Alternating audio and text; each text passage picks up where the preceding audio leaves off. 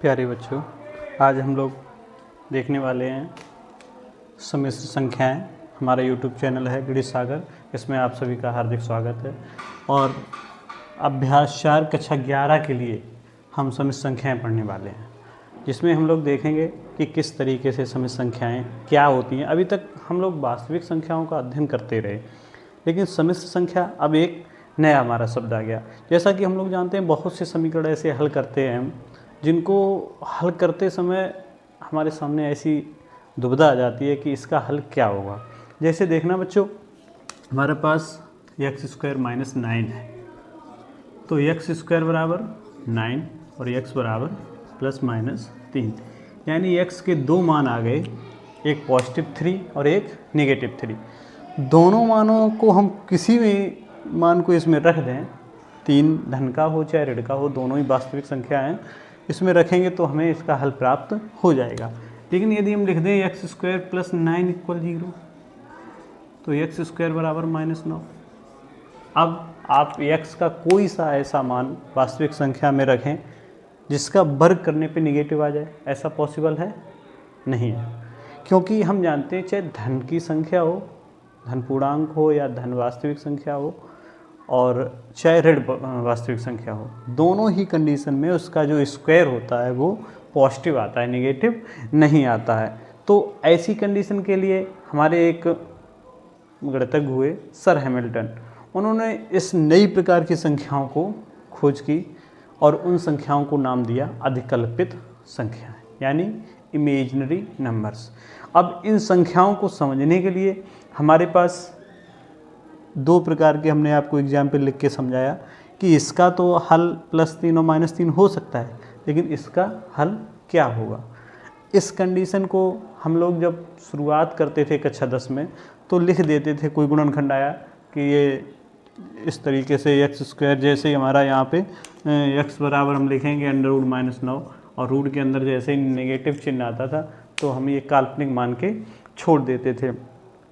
लेकिन अब हमें यहाँ पे इसको पढ़ना है, ठीक है बच्चों। तो इसे समझने के लिए देखो क्या किया जा सकता है। एक हमारी कोई संख्या है a, जो कैसी है, धन वास्तविक संख्या, और यदि इस टाइप से लिखा है तो हम इसे इस टाइप से लिख सकते हैं, a × -1 × a, या √-1 और √a। ध्यान रहे यहाँ पे a नेगेटिव नंबर नहीं है, a एक धन वास्तविक संख्या है। तो उस कंडीशन में √a के साथ जो ये -1 का अंडर है, इसको हम लोग i से प्रदर्शित करते हैं, और ये रूट के अंदर है तो ये हो जाएगा √a।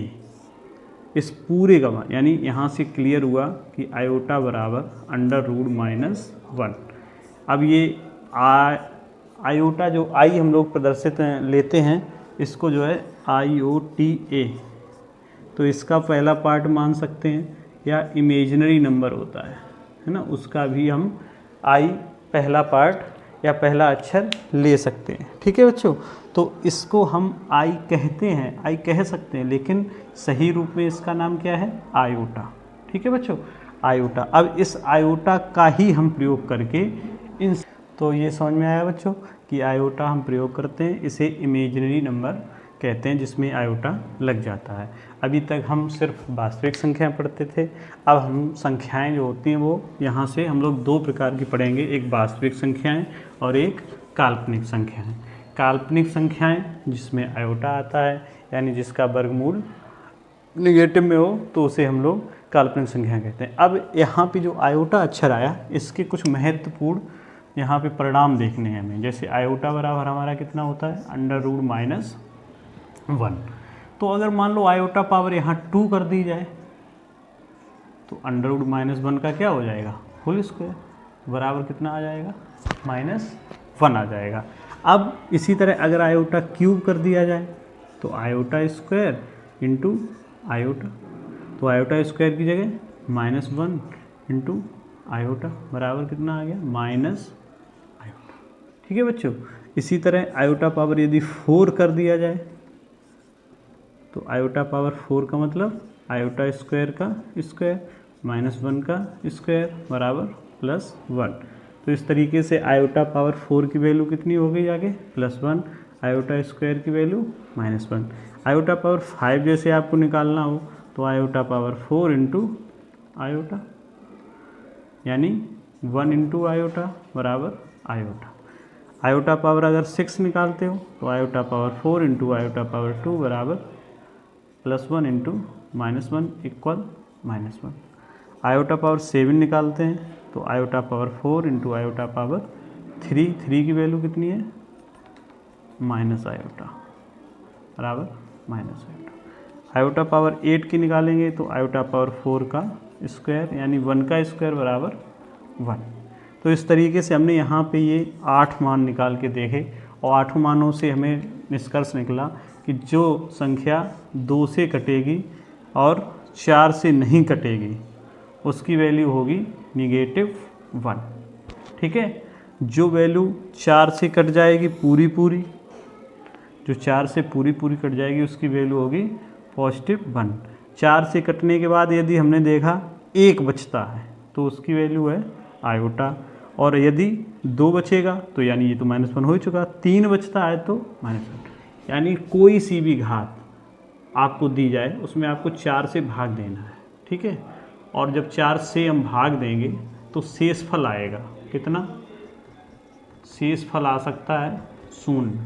तो अगर यदि शेषफल यहाँ पे इस तरीके से देख लो, टेबल बना के समझ लो, भाग देना है 4 से भाग, जब 4 से भाग देंगे किसमें घात में तो शेषफल क्या बचेगा, कुछ शेषफल बचेगा, और तब मान क्या होगा, जो भी घात हो यहाँ पे हम x y z ये घातें हो सकती हैं, तो शेषफल हो सकता है क्या आ जाए 0। यानी शेषफल 0 कब आता है, जब पूरा भाग चला जाएगा, पूरा भाग चला गया शेषफल 0 आ गया तो वैल्यू हो गई 1। यदि हमने 4 का भाग दिया और भागफल बच गया, भागफल देने के बाद जो शेषफल बचा वो बचा 1, जब 1 बार शेषफल होगा तो वैल्यू होगी आयोटा। यहाँ से आप देख सकते हैं आयोटा हम कब लेते हैं, जैसे हमारा 5 घात थी यहाँ पे, 5 में आयोटा आ जाएगा, 4 एक बार भाग चला गया 1 शेष बचा तो आयोटा। 2 यदि शेष बच जाएगा, यानी जैसे 6 में 4 का भाग दिया 2 शेष बचा तो वैल्यू कितनी आ गई -1। और यदि 3 शेषफल बच जाए तो वैल्यू कितनी आ जाएगी -आयोटा। इसके अलावा आयोटा की कोई सी भी पावर हो, इन 4 के अलावा कोई 5वां उत्तर नहीं आएगा। अब आप सोचो 4 का भाग दे रहे हैं तो शेषफल कितना आ सकता है 3।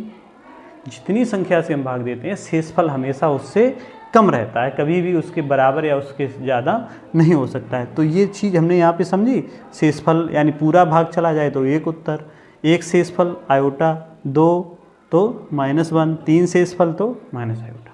ठीक है बच्चों, अब इन चीज़ों को आप एक एग्जाम्पल से समझिएगा।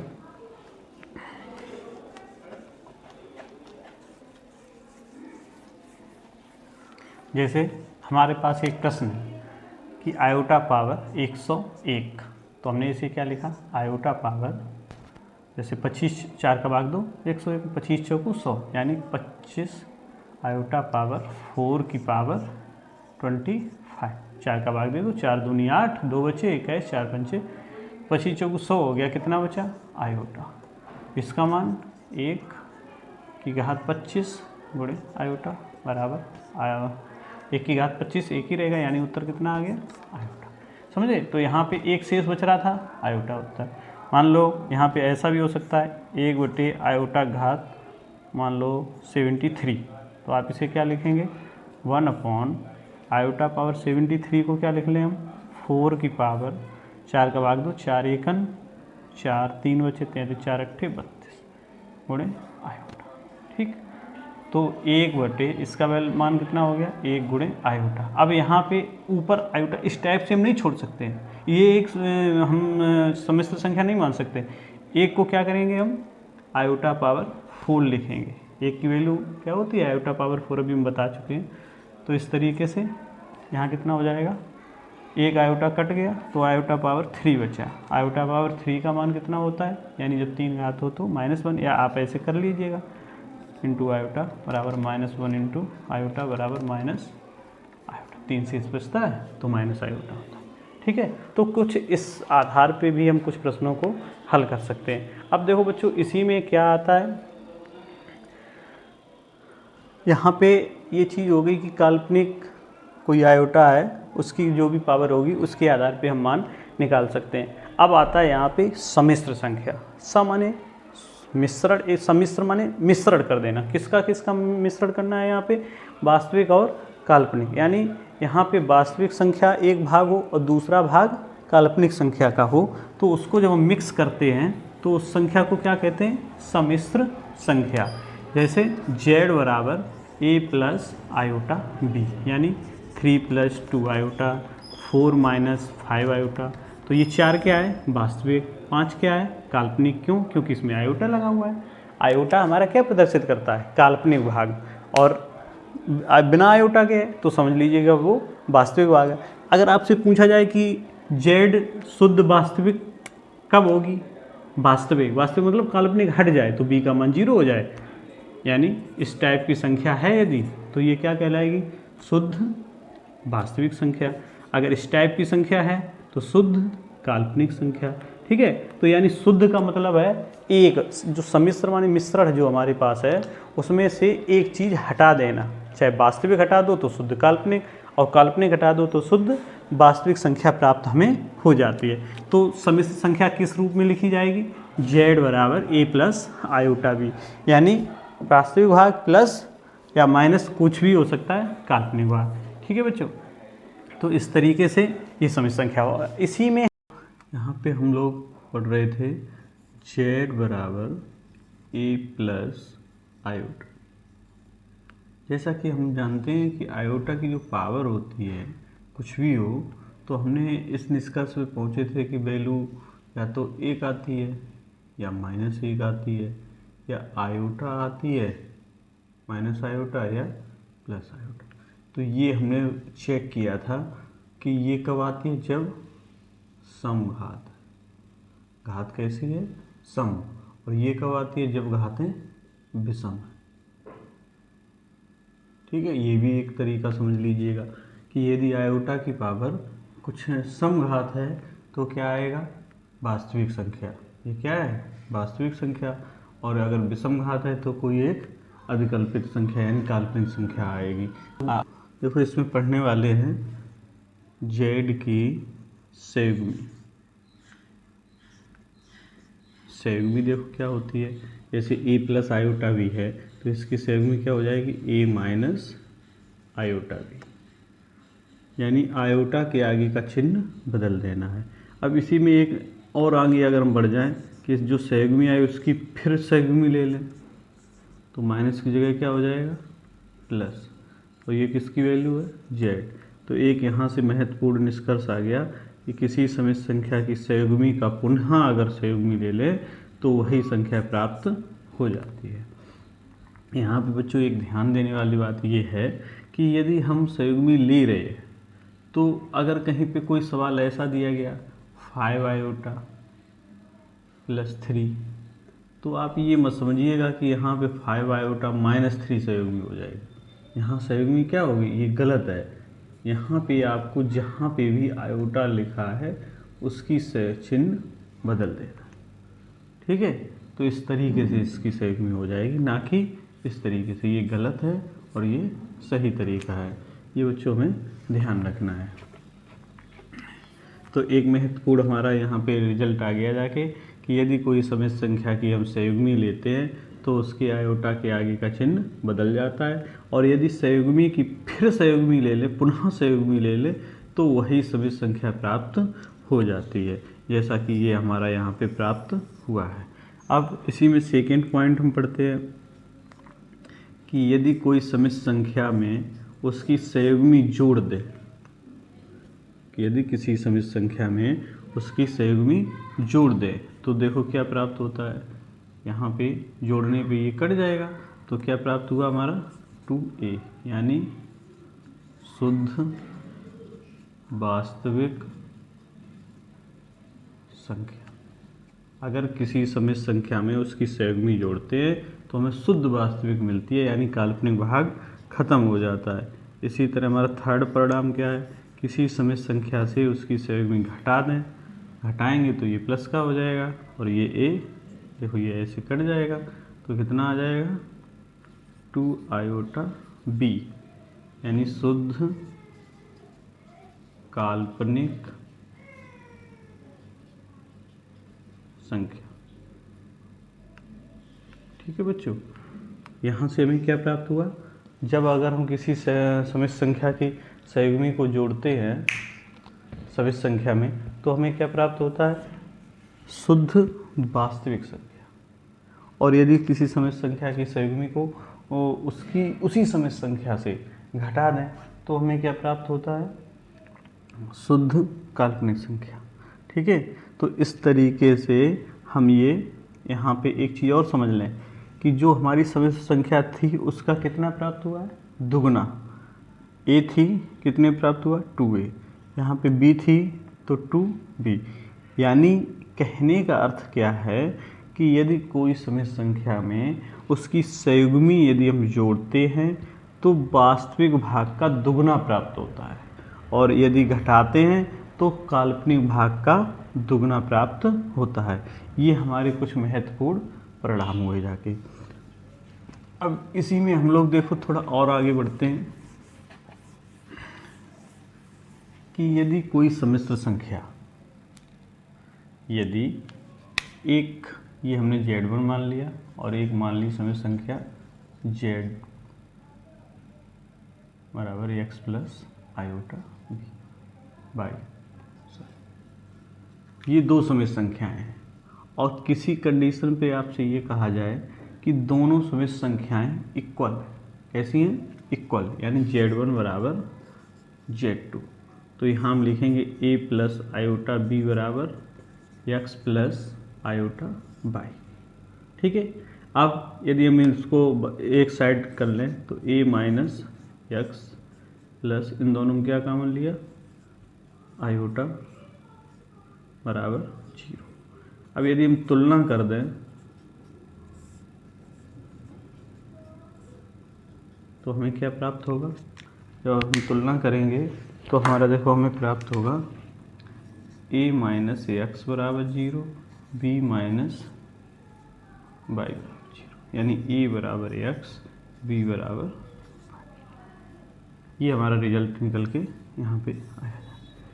इससे क्या साबित होता है, देखो जो ध्यान से देखना है हमें कि ये दो समिश्र संख्याएं थीं, दोनों बराबर थीं, तो हम ऐसा तो कर नहीं सकते हैं कि a से y घट जाए या b से y जुड़ जाए, x जुड़ जाए घट जाए।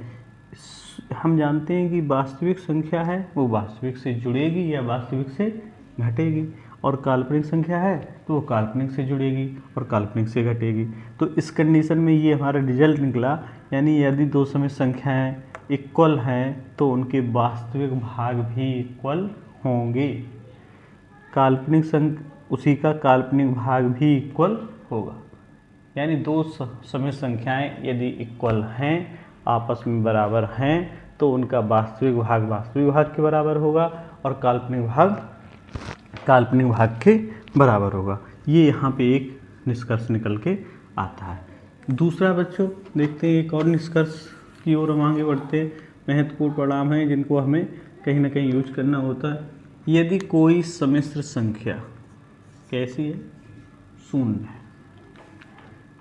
तो ये शून्य कैसे हो सकती है ये आपको बताना है। यानी हमारा कहने का अर्थ है यदि समिश्र संख्या शून्य है, यही मान लो इसके बराबर शून्य दे दिया गया, तो इसका अर्थ क्या निकल रहा है, जब हम इसके बराबर ऐसे लिखेंगे a प्लस आयोटा b बराबर शून्य, तो a बराबर शून्य, b बराबर शून्य, यानी यहाँ पे इन दोनों का जो योग है वो शून्य नहीं हो सकता है। a प्लस आयोटा b कभी मिलके शून्य नहीं हो सकता है। क्यों? क्योंकि ये वास्तविक भाग है और ये काल्पनिक, वास्तविक काल्पनिक में आपस में ऐड नहीं होंगे, तो फिर ये शून्य कैसे होगा, वास्तविक भाग अलग से शून्य होगा, काल्पनिक भाग अलग से शून्य होगा।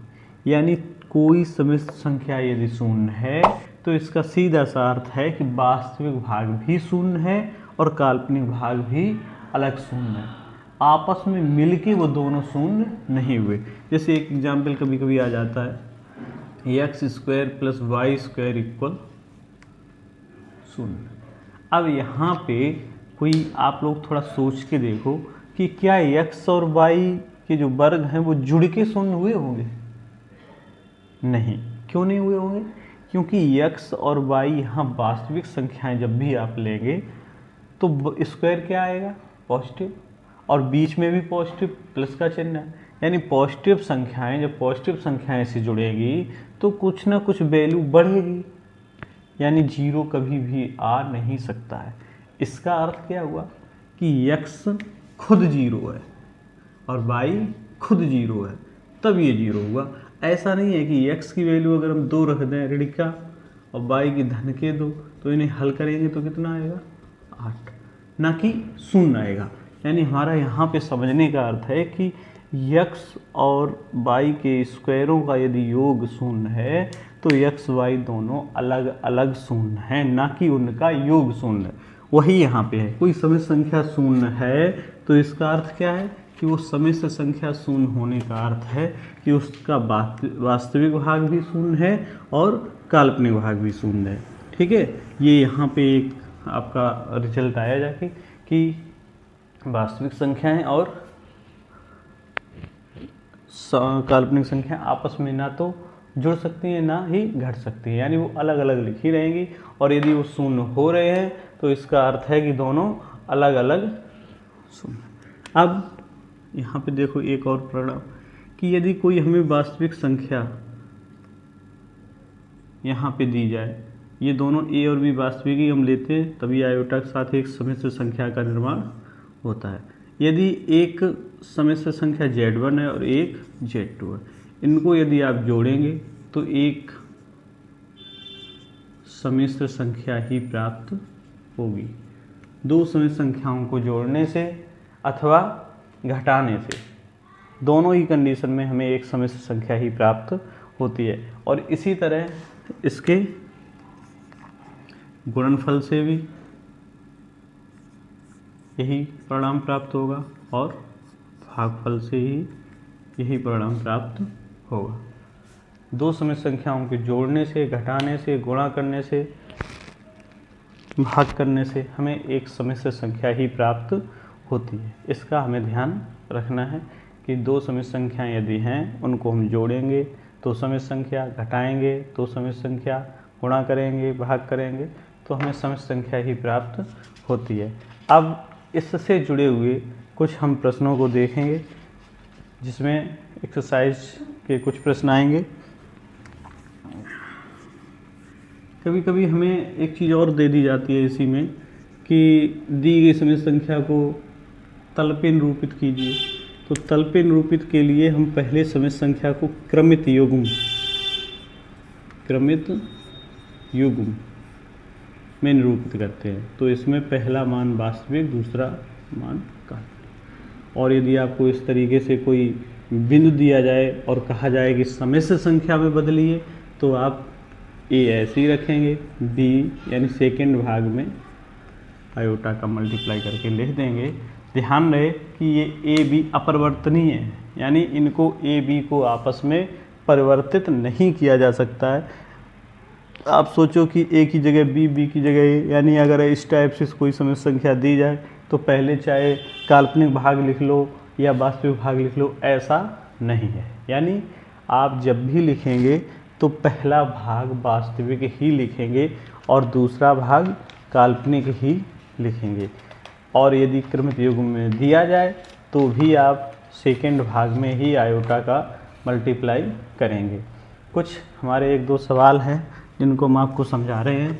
अभ्यास 4A की, जैसे एक क्वेश्चन दिया गया है iota power 9 plus iota power 19। हम देखो इसे क्या लिखेंगे, आयोटा पावर 4 की पावर 2, 4 दूनी 8, कितनी है 9, एक आयोटा बच गई। आयोटा पावर 19 को हम क्या लिखेंगे, 4 पावर 4 और आयोटा पावर 3। तो ये हो गया 1 square into iota 1 power 4 into iota square into iota. 3 घात को हमने इस तरीके से तोड़ दिया, तो ये आ गया आयोटा, ये आ गया आयोटा स्क्वायर की जगह -1 और इंटू आयोटा, यानी आयोटा माइनस आयोटा बराबर 0। हमने बच्चों देखो ये इतना बड़ा करके आपको समझाया, हमने आपको ये इतना थोड़ा बड़ा करके समझाया, जबकि हमने अभी थोड़ी देर पहले जो टेबल बनाई थी उसके आधार पे देखें कि यहाँ पे हम 4 का भाग देंगे, 4 दूनी 8, 1 बचा, इसलिए इसकी वैल्यू कितनी आएगी आयोटा। इसमें हम भाग देंगे 4 का, कितनी बार जाएगा 4 चौक 16, कितना शेष बचा 3, जब 3 बचता है तो क्या आता है। तो ये इस तरीके से एक स्टेप में भी लगाया जा सकता है।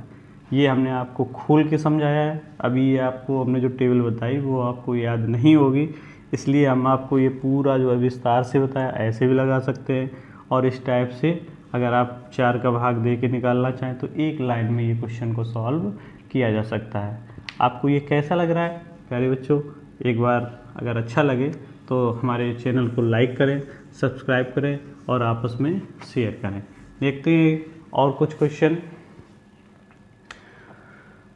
जैसे ये भी क्वेश्चन हो सकता है आयोटा पावर -35, तो हम इसे क्या लिखेंगे 1 अपॉन आयोटा पावर 35 बराबर 1 अपॉन, अब देखो ये हम डायरेक्ट करके आपको दिखाते हैं। 4 का भाग देंगे, 4 अट्ठे 32, कितना बचा 3, यानी 3 का मतलब माइनस आयोटा। अब ऊपर हम क्या लिख सकते हैं आयोटा पावर 4 बटे आयोटा, आयोटा पावर 4 से कट गया तो माइनस आयोटा क्यूब, और आयोटा क्यूब का मान कितना होता है माइनस आयोटा। 3 शेष बचता है तो माइनस आयोटा आता है, तो इस तरीके से कितना आ गया प्लस आयोटा। ये हमारा हो गया आंसर। ठीक है बच्चों। दूसरा एक हम इसको ऐसे भी सॉल्व कर सकते थे कि यहाँ पे हम लिख देते आयोटा पावर 4 और यहाँ पे कितना बचा आयोटा पावर, अगर हम देखें 4 का भाग दें तो 3 शेष बच रहा है, तो जो 4 का जितनी बार भाग जाएगा वो तो 1 हो जाएगा। तो इस तरीके से 3 पावर कट गई, क्या बचा।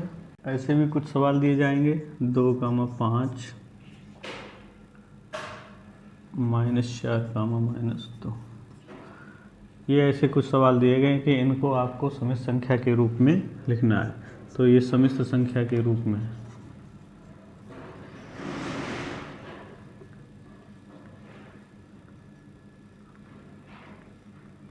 लिखिए। ठीक है, तो ये क्या हो जाएगा, हमने बताया था सेकेंड पार्ट में आपको आयोटा का, इसका क्या हो जाएगा -4 -2 आयोटा। दी गई हमें बिंदुओं को समिश्र संख्या में बदलना था, तो इस टाइप से हमने उनको समिश्र संख्या में बदल दिया। अगर वो यहाँ पे ये कहे कि बिंदुओं में बदलो तो 2, 5, पहला मान -4, दूसरा गुणांक ये, इस तरीके से हम बिंदुओं में भी इनको बदल सकते हैं। ठीक है बच्चों।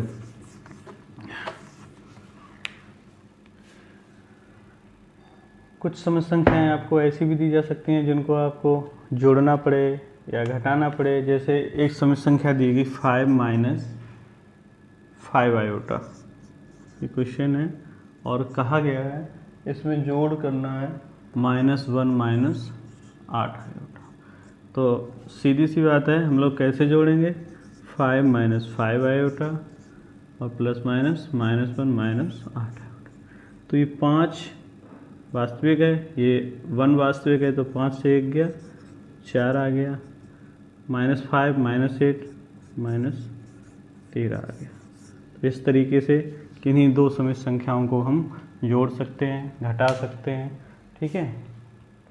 अब कुछ सवाल ऐसे भी दिए जाएंगे जिनको आपको लिखा जाएगा कि समिश्र संख्या के रूप में लिखिए। जैसे एक क्वेश्चन दिया गया 5 + √2i बटे 1 - √2 आई या आयोटा, कुछ भी कर लीजिए आप।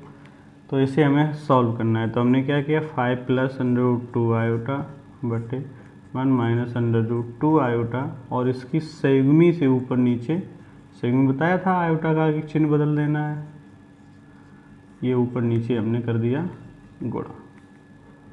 तो देखो ऊपर 1 का करेंगे, 1 का 5 में, 1 का √2 आयोटा में, इसका करेंगे तो 5√2 आयोटा, इसमें करेंगे तो √2 2 आयोटा आयोटा आयोटा स्क्वायर बटे, नीचे देखें तो वर्गांतर बन रहा है, तो पहली संख्या का वर्ग माइनस दूसरी संख्या का वर्ग। तो ये देखो यहाँ पे 5, 1 √ आयोटा, ये 5, तो 5 और 1 6 √2 आयोटा, और यहाँ पे आयोटा स्क्वायर का मान -1। पहली संख्या का वर्ग 1 और दूसरी संख्या का वर्ग 2 आयोटा का आयोटा स्क्वायर। 5 से 2 चला गया, ये कितना बचा 3 + 6 √2 आयोटा। नीचे देखें तो आयोटा स्क्वायर का मान 1 - 1 रखेंगे तो 1 + 2 यानी 3 कॉमन लिया, 1 + √2 आयोटा अपॉन 3, 3 से 3 कट गया तो उत्तर आ गया 1 + √2 आयोटा। ठीक है, तो बच्चों जैसे ये समिश्र संख्या में एक दी गई थी भिन्न रूप में, यानी 2 समिश्र संख्याओं का हमें भाग दिया गया था, तो इनको हम अलग अलग नहीं कर सकते। अगर कोई सवाल में कहा जाता है कि इनको a + आयोटा b के रूप में लिखो, तो इसका सीधा सा अर्थ है कि आपको इसका परमेयीकरण करके इस टाइप से वास्तविक भाग जिसमें अलग किया जाए और काल्पनिक भाग अलग किया जाए, इस रूप में हम इसे लिखना चाहते हैं। तो इसके लिए हम संयुग्मी लेके गुणा करेंगे, इससे ऑटोमेटिक जो अपॉन यानी भाग में जो आयोटा होता है वो ऑटोमेटिक हट जाएगा, और वो हट जाएगा तो आप उसको 2 भागों में डिवाइड कर सकते हैं, एक वास्तविक भाग में और एक काल्पनिक भाग में। ऐसे बहुत से आपके सवाल दिए गए, इनको आपको सॉल्व करना है। और जैसे एक क्वेश्चन दिया गया है, सिद्ध कीजिए वाला,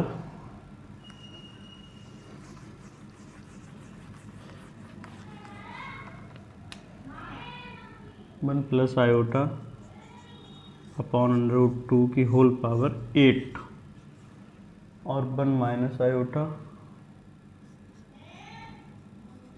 होल पावर 8 इक्वल 2। ये हमें प्रूफ करना है। ये हमारी जो हर्षरूप वाली किताब है मनोहर की, उसका 4A का 18वां क्वेश्चन है। ठीक है, इसमें हमें क्या करना है कि इसे प्रूफ करना है कि इसकी वैल्यू 2 होगी। तो देखो हम लेफ़्ट साइड लेके चलते हैं, 1 प्लस आयोटा अपॉन √2 की होल पावर 8 और 1 माइनस आयोटा अपॉन √2 की वैल्यू 8। तो यहाँ पे हम पहले स्क्वायर खोलना चाहते हैं, तो इसे हमने ऐसे लिखा 1 अपॉन √2 की होल पावर 2 होल पावर 4, 2 चाकू 8, 1 माइनस आयोटा अपॉन √2 की होल पावर 2 होल पावर 4। तो होल स्क्वायर खोलेंगे, 1 plus iota square plus 2ab बटे 2 whole power 4 plus 1 minus iota है, होल स्क्वायर खोलेंगे तो a square plus b square minus 2ab बटे √2 whole power 4। तो यहाँ पे आयोटा स्क्वायर की वैल्यू कितनी है -1, 2 आयोटा अपॉन 2 होल पावर 4, यहाँ पे भी वही हो जाएगा बटे √2 का वर्ग 2 हो जाएगा होल पावर 4। तो 1 से 1 यहाँ ख़त्म हो गया, तो यहाँ बचा 2 आयोटा अपॉन 2 की होल पावर 4। यहाँ क्या बचा देखो -2 आयोटा अपॉन 2 की होल पावर 4, 2 से 2 भी ख़त्म हो गया, तो यहाँ बचा आयोटा पावर 4 और यहाँ बचा माइनस आयोटा पावर 4। तो आयोटा पावर 4 की वैल्यू 1, अब माइनस है तो घात सम है तो ख़त्म हो जाएगी आयोटा पावर 4 की वैल्यू यहाँ भी। ये देखो बच्चों में एक क्वेश्चन दिया गया था 1 प्लस आयोटा अपॉन √2 की whole power 8 +1 minus iota upon root 2 की होल पावर 8 इक्वल हमें 2 प्रूफ करना था। तो इसके लिए हमने लेफ़्ट साइड लेके चले और इस 8 पावर को हमने 2 × 4 में डिवाइड कर दिया। जैसे ही हमने इसका a + b का होल स्क्वायर यहाँ a - b का होल स्क्वायर खोला तो ये आयोटा स्क्वायर की वैल्यू जैसे ही हमने 1 रखी तो 1 से 1 कट गया। जब 1 से 1 कट गया तो जो हमारा बचा 2i/2 - 2i आयोटा अपॉन 2, 2 से 2 कट गया तो यहाँ बचा आयोटा पावर 4, यहाँ बचा माइनस आयोटा पावर 4। तो आयोटा पावर 4 की तो वैल्यू पता ही है 1 है, यहाँ पे भी 1 हो जाएगी, लेकिन माइनस है तो माइनस पे जब सम घात होती है तो माइनस आगे चिन्ह नहीं आता है। तो इस तरीके से ये दोनों जुड़ के 1 1 2 हो गया। ठीक है बच्चों, और आगे इसमें एक्सरसाइज में कुछ सवाल दिए गए हैं, आप लोग प्रयास कीजिएगा लगाने का। हमारे द्वारा पढ़ाया गया यदि आपको कुछ अच्छा लग रहा है तो हमारे वीडियो को लाइक करें, शेयर करें अपने साथियों के साथ और चैनल को सब्सक्राइब करें यदि अभी तक नहीं किया है। ठीक है।